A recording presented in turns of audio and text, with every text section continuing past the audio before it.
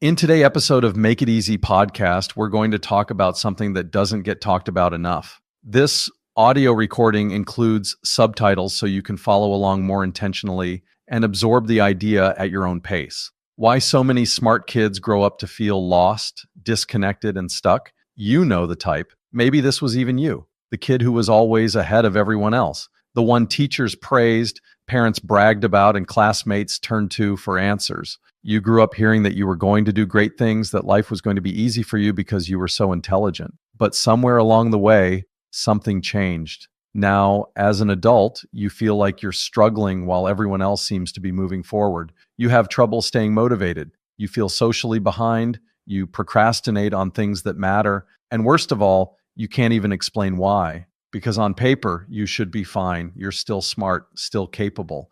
But for some reason, you're just stuck. And it turns out there's a reason for that. See, when you grow up being told you're smart, that label doesn't just become a compliment. It becomes your entire identity.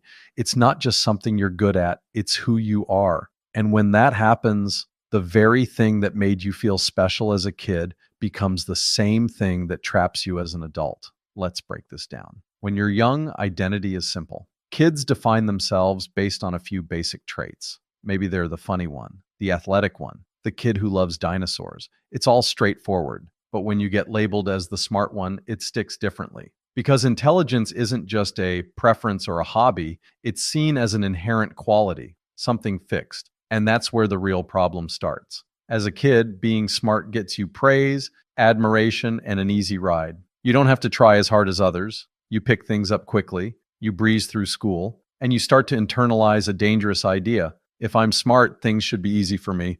And if something is hard, then maybe I'm not as smart as everyone thinks. That belief quietly sabotages everything as you grow up. Because the first time you struggle, the first time something doesn't come effortlessly, it doesn't just feel like a challenge. It feels like an identity crisis. Suddenly, you're not just failing at something, you're failing at being you. So what do? You avoid it. You stop raising your hand unless you're 100% sure you know the answer. You don't try things you might not be good at. You only stick to what comes easily. And over time, your world starts to shrink. Meanwhile, everyone else is out there experimenting, failing, learning, and growing. They get comfortable with struggle. They get used to being bad at things before they get good. They develop resilience. But you're still trying to protect an image, the perfect smart kid who never struggles. And the longer you hold on to that, the harder it is to break out of it. Eventually, you reach adulthood and now you're stuck. You don't know how to start things because if you fail, it's proof you're not as smart as you thought. You don't know how to follow through because you never built the habit of pushing through challenges. And you don't know how to connect with people because you never put yourself in situations where real friendships are built, situations that require vulnerability, teamwork, and growth. And that's where the loneliness starts to creep in. Because real connection isn't about being impressive. It's about shared experiences, shared struggles. It's about being in the mix with other people, trying things, messing up, figuring it out together. But when you've spent your whole life avoiding situations where you might fail, you've also avoided the situations where people actually bond. You don't join the club because you might be bad at it. You don't try the sport because it's unfamiliar.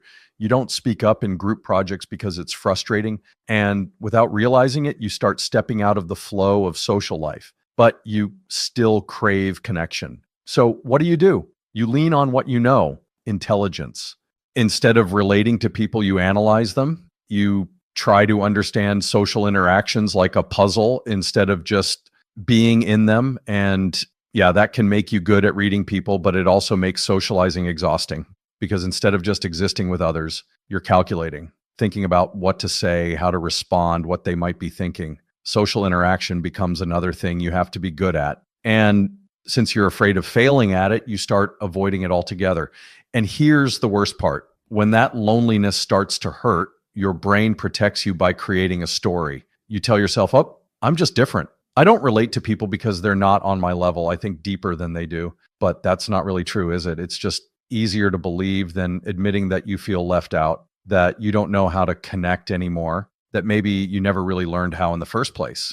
This is what's called defensive arrogance. It's not real confidence, it's a shield. And the worst part is it keeps you from reaching for the very thing you need most, connection. because real connection requires presence, vulnerability, the willingness to be seen as you are, not just as the version of yourself you've carefully curated. So, how do you fix this? First, and this is non negotiable, you have to let go of the idea that being smart is what makes you valuable, not because intelligence is bad, but because basing your entire identity on it is toxic. When your self-worth is tied to how effortlessly you succeed, you will do anything to avoid effort, failure, and growth. And eventually that will break you. Instead, you need to build a new identity, not around being smart, but around being someone who grows. You stop asking, what makes me look intelligent? And start asking, what helps me move forward? You let yourself be bad at things. You let yourself try, even when it's uncomfortable. You start showing up, not to win, but just to participate.